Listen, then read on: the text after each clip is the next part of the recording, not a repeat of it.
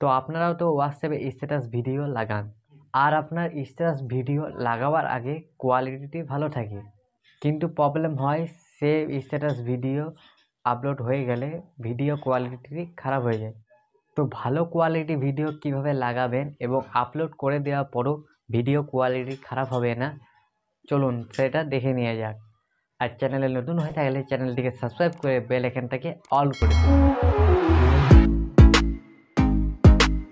WhatsApp অ্যাপসটি open করবেন, এরপর এটার মধ্যে টাচ করবেন, এরপর সার্চ করবেন, দেন এখানে আপনার নামটা লিখে দেবেন।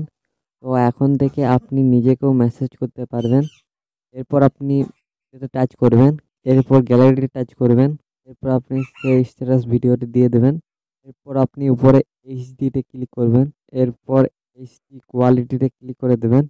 এরপর নিচে দেখুন ইউ লেখা আছে, তো ইউতে ক্লিক করবেন, এরপর মাই স্ট্যাটাসে ক্লিক করবেন, এখান থেকে আপনি সেন্ড করে দেবেন।